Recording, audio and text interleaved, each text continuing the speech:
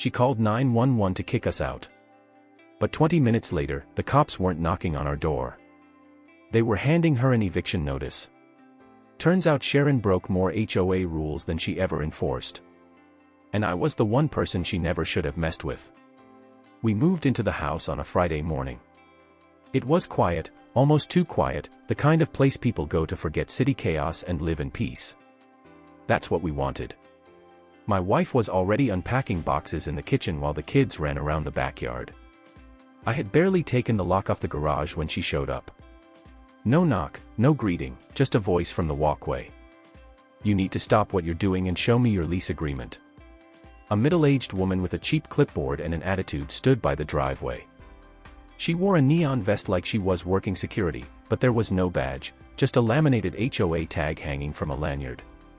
I told her we just moved in and everything was handled through the proper channels. "You didn't go through me," she snapped. "That house is under HOA jurisdiction. We didn't approve this move-in. I'm calling the police for trespassing." I asked her name. "Sharon," she said proudly like it carried authority. I calmly explained, "We own the home through a family trust and everything was legal." That only agitated her more. "There's no record of your approval," she barked. "You didn't submit your paperwork to the board. You're probably squatters." She stormed off without listening to another word. I knew right then that this was going to be one of those neighborhoods, a place where power-hungry neighbors hide behind fake titles and call the shots they're not qualified to take. My wife asked if we should be worried. I told her no. We had nothing to hide. That evening, a few neighbors peeked over their fences. No one said anything. Some waved half-heartedly, others just watched. We tried to mind our business and get settled in, but the tension was already there. We weren't wanted, at least not by Sharon. The next morning, my daughter said there were people standing near the mailbox with clipboards. I looked outside and saw Sharon again, this time with two others. They were writing something down and pointing at our property. I walked out and asked if there was a problem. Sharon didn't answer me directly. She just said loud enough for the others to hear, "I'm not letting some strangers break HOA rules because they think they're above the system." That night, my wife asked if we needed to talk to the HOA board directly. I told her we'd wait. We didn't owe anyone explanations for living in a home we legally owned. Sunday afternoon, 2 police cruisers rolled into the cul-de-sac. I heard the knock on the door. When I opened it, 2 uniformed officers stood there. Sharon was behind them, arms folded, smirking. "Sir," one of the officers said, "we got a 911 call about possible unauthorized occupancy of this residence. We need to ask a few questions." I didn't argue. I invited them in, told my kids to go to their rooms, and pulled out a folder. I handed over a certified property deed, trust documentation, and copies of our family trust that listed my grandfather, a disabled veteran, as the principal. The property was in his name with me as the legal trustee and occupant. One officer reviewed it and nodded slowly. "This all checks out. Everything's in order." Sharon stepped forward, yelling, "That can't be right. He didn't file with the HOA. That house isn't authorized for occupancy." The other officer turned to her. "Ma'am, they're the legal occupants. This isn't a squatter situation." Sharon's face turned red. She wasn't expecting that. She tried to argue again, saying it wasn't about the deed. It was about HOA compliance. I calmly said, "HOA compliance doesn't override property law." Then I added, "And this property falls under a federal Veterans Housing Trust that exempts it from standard lease review under HOA bylaws. I've handled several cases like this." "You're wrong." One officer raised an eyebrow. "Handle cases." I smiled. "I consult on HOA legal compliance. I've seen every play in the book." That shut Sharon up for a few seconds. The officers gave me a respectful nod and stepped aside to make a call. Sharon stood in stunned silence. I asked if we were all done and one of the officers said, "Just need to verify something with the HOA board. We'll be right back." Sharon tried to follow them, but they stopped her. "You can wait right here, ma'am." I stood by the door, hands in my pockets, watching her squirm. The power she thought she had was already slipping. She picked the wrong family to threaten. 10 minutes passed. Sharon paced on the front walk, still convinced she'd win. She kept muttering about how I bypassed protocol, how I tricked the system, but inside I knew exactly what I was doing. I'd seen dozens of cases where HOA reps overstepped. This one was textbook. When the officers returned, their tone was different. One of them said, "We contacted the HOA board. Your name isn't listed as a resident, but that's not unusual for trust properties, and they confirmed there's no bylaw that requires board approval for occupancy when a home is owned outright." Sharon jumped in shouting, "It doesn't matter. This house was never registered with the community. I'm the head of compliance." The officer interrupted, "You're a volunteer liaison, not a licensed inspector. There's a difference." She went silent. That hit her harder than anything I'd said, the officer added. "And frankly, the board told us they've had complaints about harassment recently." That caught my attention. Apparently, I wasn't Sharon's first target. She had a pattern of intimidating newcomers, using HOA rules as weapons. She'd gotten away with it because no one ever pushed back. But I was different. I didn't just know the rules, I knew how to enforce them properly. The officer handed me back the documents and apologized for the disturbance. He reminded Sharon not to use emergency services for non-emergency issues. She tried one last tactic. "I want to see his ID. Prove he lives here." I responded, "You're not law enforcement. You don't get to demand identification." Then I added, "But if you'd like, I can show you the property tax records. They list me as the trustee and legal occupant." She scoffed and walked off, but I could tell her mind was racing. She wasn't just embarrassed, she was afraid. Her authority had been challenged and she had nothing left to stand on. The officers left shortly after. I thanked them for being professional. My wife watched from inside, eyes wide. She whispered, "What just happened?" I said, "She tried to play sheriff. It backfired." Later that night, I sat down with my laptop and started digging. Sharon wanted to play by HOA rules. So I pulled up the rules, every bylaw, every clause, every violation code. Then I checked public property records. Sharon's house was in her name, but something stood out. There were records of multiple lease changes in the last 2 years. That was strange.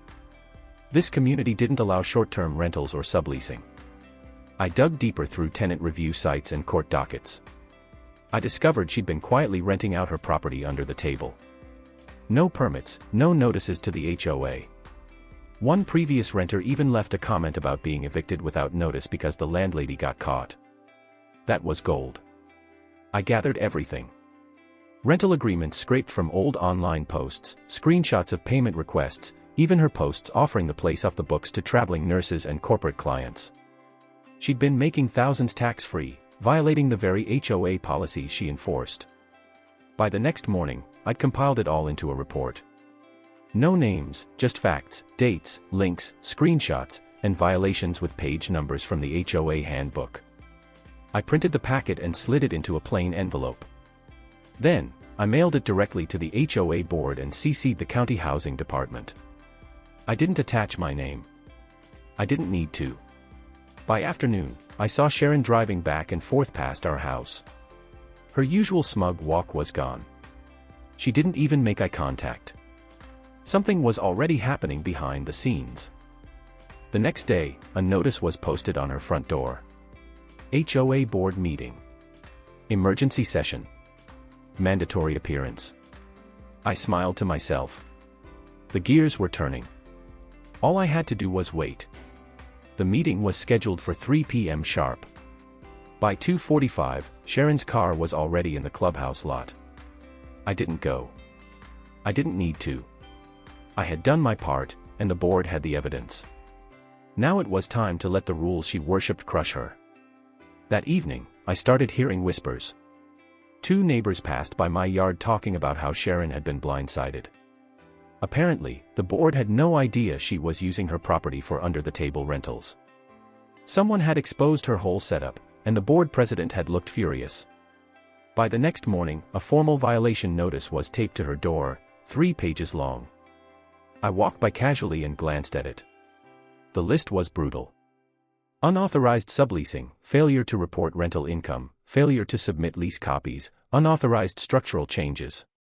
She'd converted her garage into a short-term guest room, another violation. I kept walking.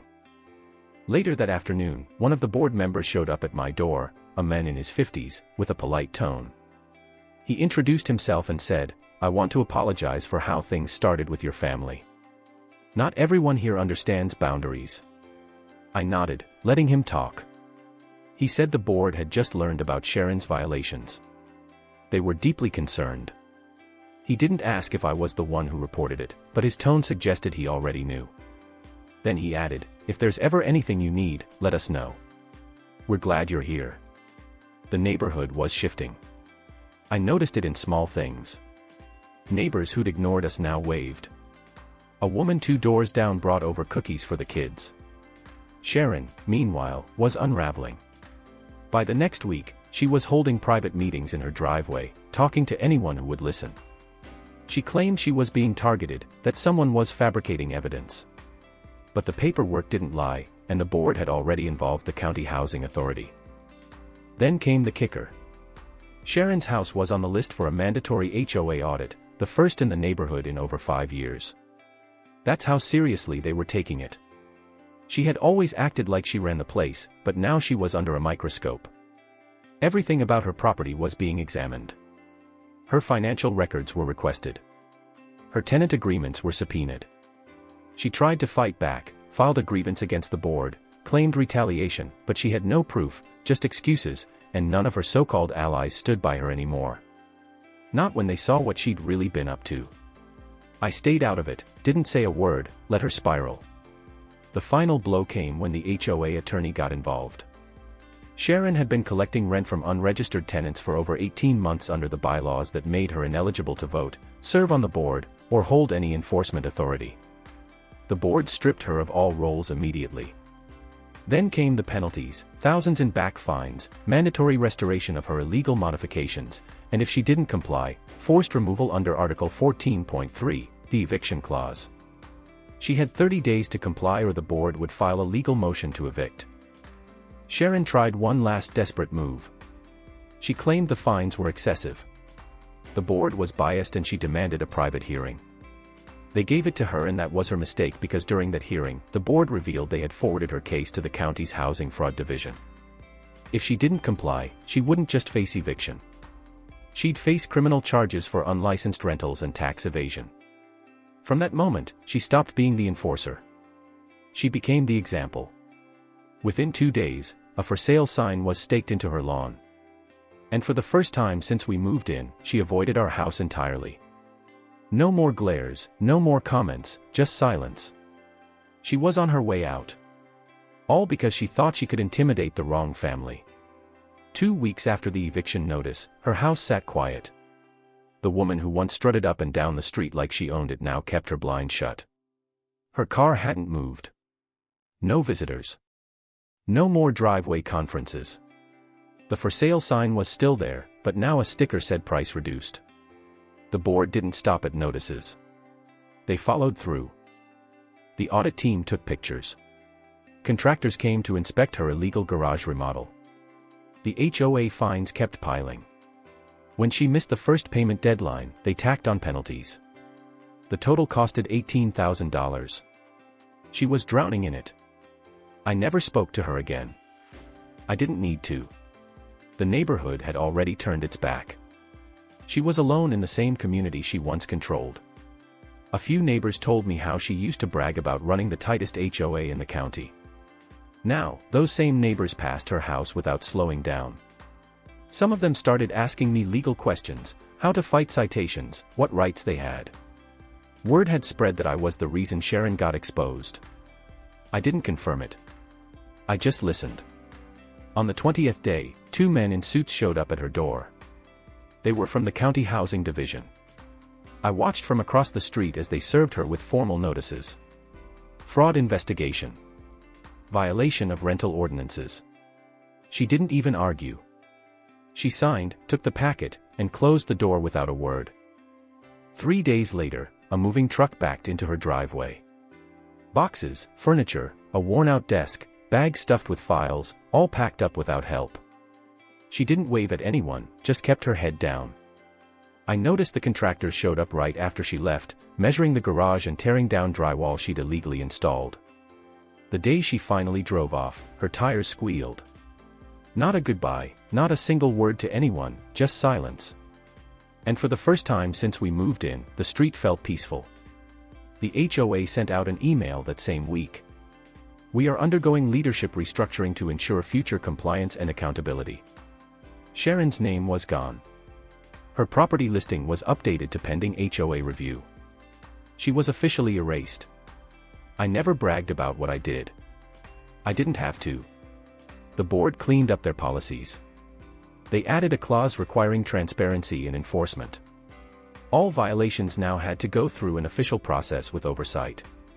Her little reign of power had triggered real change.